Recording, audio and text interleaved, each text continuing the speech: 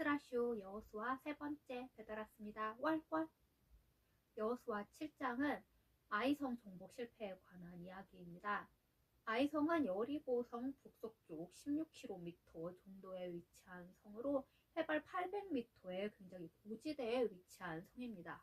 아이성은 여리고성에 비하며 매우 작은 성입니다. 오죽했으면 이름도 아이겠습니까? 이스라엘은 이런 아이성을 만만하게 보고 하나님께 묻지도 않고 적은 군사로 아이성을 공격합니다. 그 결과 아이성과 제대로 싸워보지도 못하고 패배하고 맙니다. 하지만 진정한 실패의 원인은 아간의 범죄와 이스라엘의 교만 때문입니다. 여호수아 7장 2절, 아간이 여리고성 전투에 관한 얘기예요. 아간이 여리고성에 들어갔는데 여리고성의 물건들이 너무 탐나는 거예요. 아깝고. 하나님께서는 여리고성의 모든 물건을 태움으로써 자신에게 바치라고 하셨는데 말이죠. 그래서 아간은 주위를 둘러봤더니 전투 중이니까 바쁜 거예요. 아무도 자신에게 신경을 쓰지 않는 거예요. 그래서 아간은 재빨리 이것저것을 훔쳐서 자루 속에 넣습니다. 그렇지만 하나님께서는 이 모든 것을 보고 계셨습니다. 아간의 이름의 뜻은 괴롭히는 자라는 뜻입니다. 이스라엘인들 이름 정말 이상하게 짓죠? 여호수아 7장 2절. 1절에서는 패배의 원인이 나오고 여기서부터는 본격적인 이야기가 시작됩니다. 여호수아가 아이성에 정탐꾼 몇 명을 보냅니다. 앞서서는 모세가 가데스 바네아에 12명의 정탐꾼을 보냈다 그러고 또 이제 앞서서 여리고성에 여호수아가 2명의 정탐꾼을 보냈었죠. 이렇게 정탐꾼의 숫자가 앞에서는 구체적으로 나왔었는데 여기서는 그저 몇 명이라고 나옵니다. 여호수아 7장 3절. 정탐꾼이 정탐과 동시에 공략법까지 내놓습니다. 모든 군사들을 보내지 말고 2-3천 명만 보내자고 말입니다. 아이성 조그맣다고 굉장히 얕본 거죠. 그때 여리고성의 인구는 총 12,000명 가량 되었습니다. 그러니까 이들에서 전쟁에 나갈 만한 장정의 수는 3,500명에서 4,000명 가량이 되었습니다. 게다가 베델이 바로 인근에 있어서 베델과의 연합작전도 염두에 둘 수 있었습니다. 게다가 아이성은 해발 800m의 고지대에 위치해 있습니다. 대관령 양떼 목장이 해발 약 700m 정도 됩니다. 이렇게 고지대에 있었단 말이에요. 게다가 이스라엘은 제대로 된 군사 전략이라는 것을 세워본 적이 없습니다. 비록 앞서서 여리고성 전투에서 승리했지만 이것이 공략법이라는 게 없었잖아요. 전투 계획이라는 것도 없었고 그저 여리고성을 뺑뺑 돌고 함성 지르고 그러면 성이 무너졌다. 이게 다잖아요. 그럼에도 불구하고 여리고성에서 자신들이 이긴 것이 마치 자신들의 힘인 양 착각하고 있는 겁니다. 여호수아 7장 4절 5절. 정탐꾼들의 말대로 군사를 3,000명만 이 성에 보냅니다. 그런데 제대로 싸워보지도 못하고 36명의 전사자만 내고 패하고 맙니다. 이에 백성들의 마음이 녹아서 물같이 되었습니다.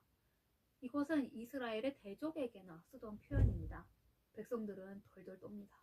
하나님이 우리를 떠나셨으면 어떡하지? 하는 의문에 사로잡힌 지 말입니다. 여호수아 7장 6절에서 9절은 여호수아가 아이성 전투에서의 패배에 충격을 받고 하나님께 통곡하며 기도하는 내용입니다. 여호수아 7장 6절. 여호수아는 옷을 찢고 장로들과 더불어 여호와의 궤 앞에 엎드려서 머리에 티끌을 무릅쓰고 날이 저물도록 있었습니다. 그들은 말로 표현할 수 없는 수모를 당했습니다. 여호수아는 정탐꾼들의 잘못을 책망하지도 백성들의 비겁함도 책망하지 않았습니다. 왜냐하면 이 전투가 하나님께 달린 것임을 다시 한번 깨달았기 때문입니다. 유대인들 근데 추측하면 옷을 찢는다라는 얘기가 나오죠. 그때 유대인들의 옷은 이렇게 통으로 짜여져 있었습니다. 그리고 지금처럼 섬유가 얼마나 질겼겠어요. 그러니까 이 부분 옷깃 부분을 잡고 쫙 찢으면 헐크가 아니라도 옷을 찢을 수가 있었습니다. 여호수아 7장 7절. 해가 지자 여호수아가 입을 엽니다. 어찌하여 이 백성을 인도하여서 요단강을 건너게 하셨냐. 요단강 저쪽을 만족하게 여겨서 거주하였더라면 좋을 뻔하였나이다. 이것은 여호수아의 불신의 표현이 아닙니다. 오히려 정복되지 못한 이 성이 정복되어야 함을 나타내는 강한 표현입니다. 여호수아 7장 8절. 이스라엘이 가나안 족속에게 패주한 것은 결국 하나님의 이름을 더럽히고 영광을 가리게 된 결과를 초래하게 되었으니 어쩌면 좋으냐고 한탄을 합니다. 여호수아 7장 9절. 그리고 가나안인들이 연합하여 우리를 쳐서 우리를 멸망시켜서 우리가 마치 이 세상에 없었던 것처럼 하면 주의 명성은 해를 입을 거라고 합니다. 이 표현 굉장히 이상한 표현이죠. 하나님을 협박하는 것 같고요. 잘못은 자신들이 해놓고. 하지만 이건 고대 이스라엘인들의 계약 관계에서 보면 좀 이상한 표현이 아닙니다. 이들은 이런 식으로 계약을 맺었고 하나님도 이러한 계약 방식으로 인간들과 계약을 맺는다고 생각하였습니다. 여호수아 7장 10절. 여호수아의 이런 간절한 기도에 하나님께서는 즉시 응답하십니다. 그리고 맥이 빠져 있는 여호수아에게 일어나라고 말씀하십니다. 여호수아 7장 11절. 그리고 이스라엘의 패배의 원인이 이스라엘의 범죄에 있다고 말씀하십니다. 그리고 범죄의 구체적인 내용을 말씀하십니다. 나에게 온전히 바친 물건을 가져가고 도둑질하며 속이고 그것을 그들의 물건들 가운데 두었느니라. 정말 극악무도한 놈이죠. 가져가고 훔치고 속이기까지 하다니. 여호수아 7장 12절. 그렇게 하여 그 도둑놈이 스스로 저주의 대상, 곧 진노의 대상이 되었다는 겁니다. 이러한 저주의 대상은 파멸당해야 마땅합니다. 여호수아 7장 13절.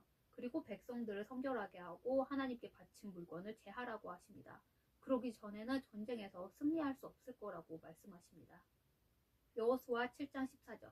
그리고 지파, 족속, 가족, 남자의 순으로 제비를 뽑아서 범죄자를 가려낼 거라고 말씀하십니다. 여호수아 7장 15절.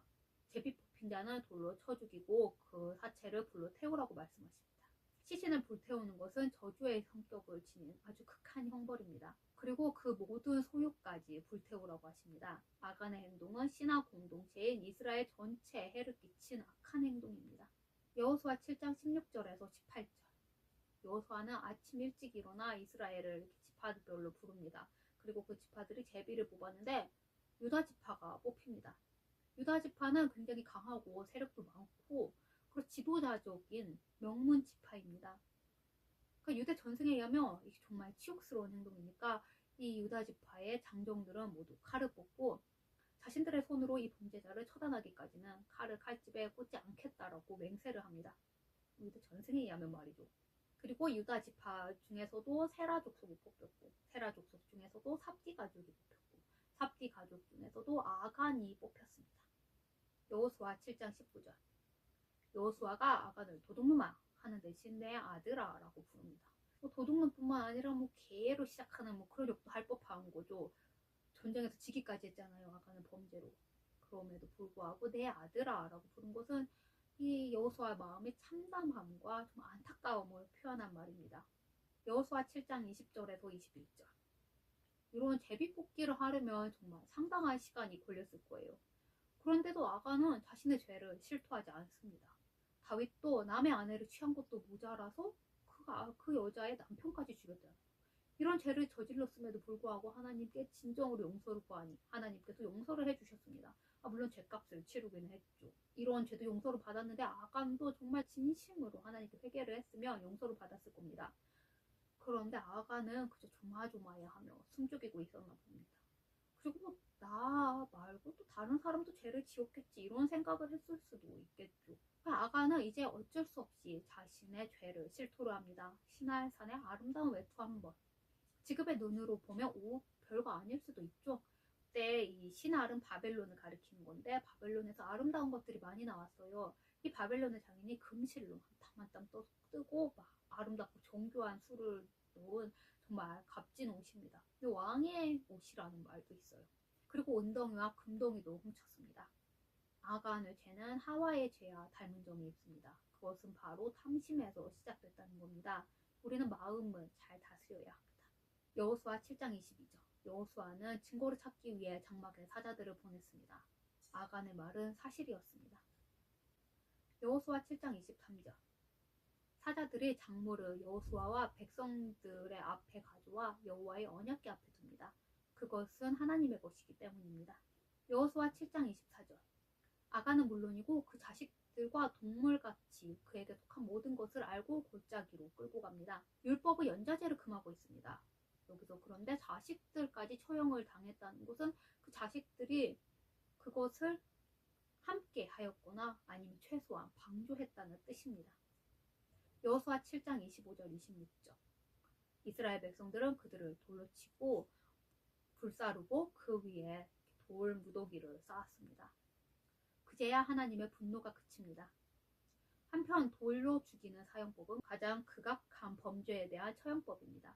안식일을 범한 자, 우상숭배, 폐륜 같은 죄를 저지르는 사람에게 집행하는 처형법이죠. 또 이렇게 공개 처형한 이유는 다른 사람에게도 경각심을 일깨우고 연대 책임의식을 느끼게 하기 위함입니다.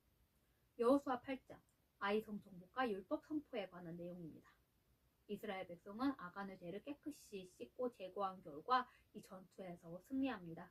여호수아 8장 2절, 아간의 죄를 제거하는 절망과 슬픔 가운데 빠져있는 여호수아를 하나님께서 격려하십니다. 아이를 그의 손에 붙이셨다고. 여호수아 8장 2절, 여리고 성에 했던 곳까지 그 성의 모든 것을 전멸하라고 하십니다. 그렇지만 가축 같은 전리품은 취할 수 있다고 말씀하십니다. 이것은 남은 전투를 계속 이어가고 또 사기를 높이기 위한 방법입니다. 특히 고대 전투에서는 또 이 전리품을 취하는 걸로 이 백성들, 이 군사들의 월급을 대신했습니다. 그때 돈이 어디서 나겠어요? 특히 알렉산드로스 같은 경우는 자기 나라에서 굉장히 먼 곳으로 원정을 나가 있었죠. 돌아올 수도 없잖아요. 또 그때 계좌이체를 해줄 수도 없고 이체를 해주는 듯 어쩌겠어요. 근데 이 전리품 때문에 군사들끼리 막 싸우는 거예요. 자기 편끼리 싸우고. 그래서 알렉산드로스가 이거 안 되겠다 싶어가지고 먼저 이렇게 한가운데 자기의 모든 자기가 취한 전리품을 싸고 거기에 불을 지릅니다. 자기 왕이 그렇게 하니까 밑에 군사들 어쩌겠어요. 그 군사들도 자신의 것을 전부 가져가서 태우는 그런 일이 있습니다. 그리고 하나님께서 아이성의 공략법에 대해서도 말씀하십니다. 바로 복병전을 치루라는 것입니다. 아이성은 해발 800m에 위치해 있는 굉장히 높은 곳에 있는 천연의 요새라고도 할 수 있는 성입니다. 그래서 만약에 전면전을 한다면 그건 성공한다고 해도 굉장한 노력과 시간이 드는 일입니다. 그래서 하나님께서는 복병전을 하라고 하시는 겁니다. 여호수아 8장 3절 4절, 여호수아는 매복 임무를 맡기기 위해 군사 3만 명을 뽑습니다. 그리고 그들에게 공격 명령이 떨어지기까지 즉시 작전에 돌입할 수 있도록 아이성 근처에서 매복하고 대기하고 있으라고 합니다. 여호수아 8장 5절에서 8절, 아이성의 주민들은 사기가 정말 하늘을 찌를 듯합니다. 그렇기 때문에 이스라엘이 만약에 패배한 척 도망가면 그들은 성을 비우고 따라올 겁니다. 그때 매복했던 병사들이 성을 점령하고 그곳에 불을 지르라고 합니다. 아이성 주민들은 이스라엘의 패배의 근본 원인, 즉 아간의 범죄 때문임을 알지 못합니다. 여호수아 8장 9절, 매복할 병사들은 베델과 아이성 사이로 가서 매복합니다. 이곳에는 돌산들이 많아서 이렇게 숨어서 매복하기에 적당한 곳이었습니다. 한편 여호수아는 군사들의 사기를 복돋기 위해 이 군사들과 함께 잠을 잡니다. 여호수아 8장 10절 11절, 여호수아가 아침에 일찍 일어나서 진영에서 혹시 몰래 빠져나간 군사가 있는지 살펴보고 군사들의 사기는 어느 정도인지 백성들은 어떠한지를 살핍니다. 그들의 사기는 정말 충천합니다. 게다가 하나님께서 이스라엘의 편이시니 여호수아는 마음이 든든합니다. 여호수아는 백성의 수장들과 더불어 군대의 맨 앞에서 그들을 이끌고 전투에 임하기 위해 아이성 앞으로 올라가 북쪽 편지에 진을 칩니다. 여호수아 8장 12절, 그리고 5,000명의 군사를 택하여서 아이와 베델 사이에 배치해둡니다. 왜냐하면 이 아이와 베델이 함께 연합을 할 수 있기 때문에 그것을 끊어놓기 위해서예요. 여호수아 8장 13절, 여호수아는 밤을 틈타 군사를 이끌고 골짜기 가운데로 들어갑니다. 이것은 아이성의 왕을 유인하려는 기만술입니다. 하지만 이것이 만약에 실패한다면 이스라엘은 망합니다. 왜냐하면 아이성의 왕이 이곳으로 오면 이 여호수아의 군대는 마땅히 퇴각할 곳이 없습니다. 전멸당하고 마는 거예요. 하지만 여호수아는 아이 왕과 그의 백성과 그의 성읍과 그 땅을 내 손에 넘겨주었느니라는 하나님의 말씀을 믿고 행합니다. 여호수아 8장 14절에서 16절, 이 여호수아의 군대가 골짜기 사이로 가는 것을 보고 아이성 왕은 너무 설레는 거예요. 빨리 전쟁을 치러서 저들을 전부 무찔러버리고 싶어서. 그래서 앞뒤 재보지도 않고 달려나갑니다. 그러자 이스라엘은 짐짓 패한 척 광야로 도망을 갑니다. 여호수아 8장 17절, 베델성 역시 이스라엘과의 전투에 참여합니다. 당시 가나안은 부족 국가로 하나의 연맹체였습니다. 경제, 군사, 상업적으로 하나로 묶여 있었는데 마치 이웃처럼 이렇게 결속이 돼 있었습니다. 게다가 베델은 아이와 3시간 거리밖에 되지 않습니다. 그리고 이 군사력을 아이성에 의지하고 있었다는 말도 있습니다. 모나코 같은 데도 프랑스 군대에 의지해 있죠. 그런 것처럼 뭐 그런 관계라는 얘기도 있습니다. 그리고 또 이 이스라엘 군대가 이 아이성을 친 다음에 바로 베델로 올 수도 있죠. 그렇기 때문에 되게 긴장을 하고 있었을 거란 말이에요. 그리고 이 틈을 타서 이스라엘군을 같이 치는 것이 자기들에게도 유리할 거라고 생각한 겁니다. 그래서 베델의 군사들도 전부 온 거예요, 이곳으로. 그리고 그들 이 연합군은 성문을 열어놓은 채 이스라엘을 뒤쫓습니다. 성문이 열어놓는 게 계속 공격할 때 성 안에서 방어를 하잖아요. 그 요새처럼 잘 되어 있으면 저 방어만 하면 되니까 일이 별로 어렵지 않습니다. 전쟁 영화에서 보셨죠? 막 성위에서 화살 같은 거 평평 쓰면 그리고 돌 떨어뜨리고 이러면 사다리에서 군사들이 막 떨어지잖아요, 적들이. 그런데 이들은 눈앞에 있는 적들을 쫓기에 마음이 급해서 성문을 열어놓는 어리석은 짓을 하고 맙니다. 여호수아 8장 18절에서 23절. 전쟁의 한가운데에는 여호수아는 이 매복병이 성을 공격할 타이밍에 대해서 고민을 합니다. 너무 빠르면 아이성의 군사들이 이스라엘 민족들을 쫓아갔다가 다시 돌아올 염려가 있고, 또 너무 늦으면 아이성의 군사들이 도망가던 이스라엘 군대를 따라잡아서 둘이 전투를 할 염려가 있습니다. 그런데 하나님께서 여호수아에게 단창을 들으라고 명령을 하십니다. 여호수아가 단창을 들자 햇빛에 단창의 평평한 면이 비쳐서 번쩍하고 빛납니다. 그것을 본 매복하고 있던 병사들이 아이성을 탈취하고 거기에 불을 뒀습니다. 도망가던 이스라엘 군대를 따라가던 아이성 병사들은 뭔가 잘못됐다는 것을 깨닫고 뒤돌아봅니다.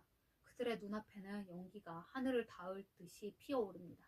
당황하는 그들의 앞에 광야로 도망치던 이스라엘의 군사들이 덤벼듭니다. 그리고 뒤에서는 성을 불사르던 매국병들도 성에서 나와서 아이성의 군사들을 칩니다. 아이와 베델의 연합군은 전부 몰살당하고 맙니다. 그리고 아이 왕을 사로잡아 여호수아의 앞으로 끌고 옵니다. 여호수아 8장 24절 25절. 이스라엘이 아이성의 모든 주민을 다 죽입니다. 여자와 노인 그리고 아이까지 포함해서 말입니다. 율법은 이방인이라도 여자와 아이는 아내로 삼거나 종으로 삼는 것이 가능했습니다. 그러나 가나안은 음란과 우상숭배로 더럽혀진 땅이었기 때문에 그곳에 있는 모든 사람들은 다 죽여야 했습니다. 이때 살해당한 아이성의 주민들은 모두 12,000명입니다. 여호수아 8장 26절. 전쟁이 마치기까지 여호수아가 단창을 든 손을 거두지 않습니다. 이것은 마치 모세가 아말렉과의 전투에서 두 팔을 들어올린 채 내리지 않은 것을 연상케 합니다. 이 전쟁은 하나님께서 하신 것이기 때문입니다. 여호수아 8장 27절 28절. 이스라엘은 아이성의 가축과 노력한 것들을 전리품으로 획득합니다. 이에 여호수아가 그곳을 불살라 폐허로 만듭니다. 여호수아 8장 29절. 아이성 왕을 죽인 후 나무에 매달고 해질녘에 그 나무에서 내립니다. 이것은 하나님께 저주받은 시체로 말미암아 그 땅이 가나안 땅이 부정케 되는 것을 막기 위함입니다. 그리고는 성문 어귀에 던져서 그 위에 돌무더기를 쌓습니다. 백성들을 막고 다스렸던 바로 그곳이 그의 무덤이 됩니다. 여호수아 8장 30절 31절. 보통의 전쟁기라면 여기서 이야기가 일단락 되어야 하죠. 와, 여호수아 진짜 멋있다. 이런 감동을 남기면서 말입니다. 하지만 이것은 잘못된 감상이죠. 이스라엘인이라고 해서 다르게 생각했겠어요? 여호수아, 전쟁을 이기게 한 여호수아가 자신들을 우상처럼 보이고 또 이 전쟁에서 용맹하게 싸워 자신이 진짜 너무 멋있는 거예요. 이런 것을 막기 위해 여호수아는 백성들을 모으고 영적 행사를 준비를 합니다. 그래서 여호수아는 이 전쟁이 하나님께서 하신 일임을 나타냈고 또 이스라엘 12지파의 결속을 다지기 위해서 이러한 영적 행사를 준비합니다. 여호수아는 모세의 지시에 따라서 모세가 앞서서 신명기 27장에서 이러한 일에 대해서 명령을 했었습니다. 그것처럼 에발산에 단을 쌓습니다. 이 단은 연장으로 다듬지 않은 것입니다. 이 연장으로 돌들을 담아서 아름답게 단을 쌓으며 마치 그리스의 신전처럼 하나의 찬양의 대상이 되고 말 것이기 때문에 하나님께서는 다듬지 않은 돌로 단을 쌓으라고 하셨습니다. 그리고 그 위에 번제와 화목제를 드렸습니다. 여호수아 8장 32절. 그리고 모세가 기록한 율법을 석회를 바른 돌에 새깁니다. 여호수아 8장 33절. 여호수아가 모든 백성들, 뭐 재판관들, 장로들, 뭐 관리 본토인 이스라엘 민족, 그뿐만 아니라 이방인들까지 둘로 나눠서 반은 에발산, 반은 그리심산에 세웁니다. 그리고 그 가운데에서 여호수아가 율법책에 기록된 모든 내용을 낭독을 합니다. 이스라엘의 가나안 정복의 성공 여부는 오직 하나님께 달린 것입니다. 제가 예전에도 한번 말씀드린 적이 있는데 가방이 딱 한 개 있던 시절이 있었습니다. 그래서 이제 집 근처에 쇼핑몰에 가가지고 좀 제 주머니 사정이 맞는 그런 가방, 그리고 모양도 좀 적당하고 그런 가방을 사고 계산하려고 카드를 꺼내서 주려고 하는데 손에 들고 있었어요. 그러면서 하나님께 물어봤어요. 하나님, 제가 이 가방을 살까요, 말까요? 그랬더니 하나님께서 그만 사지 말라고 하시는 거예요. 정말 하나님이 그러실 줄은 몰랐어요. 그래도 뭐 하나님께 물어본 제 잘못이죠. 그래서 그냥 집으로 되돌아왔습니다. 그리고는 한 6, 7개월 정도 지났어요. 뭐 가끔 이제 궁금하긴 했죠. 하나님께서 그때 왜 사지 말라고 하셨는지, 내가 그때 하나님께 대체 왜 물어봤을까, 뭐 이렇게 제 자신도 조금 원망을 하면서요. 그런데 이제 어느 날 가방이 생기기 시작하더니 그래도 뭐 옷에 맞춰 들 만큼은 가방이 됩니다. 많다면 많다고 할 수도 있지만 여자도 그렇잖아요. 가방은 많으면 많을수록 좋은 거. 아무리 많아도 많다고 하고 싶지 않죠. 제가 만약에 그때 그 가방을 샀으면 저한테는 그냥 뭐 별로 싸구려 가방 그리고 딱 한 개 있었겠죠. 그런데 하나님께 그때 순종했더니 그래도 제법 괜찮은 메이커의 가방이 여러 개 생겼습니다. 아간도 만약에 그때 여리고성에서 하나님 말씀에 순종하였다면 이 앞으로의 그 뒤의 전투에서는 많은 전리품을 챙겼을 것을. 정말 안타까운 일입니다. 오늘은 여기까지입니다. 다음에 만나요.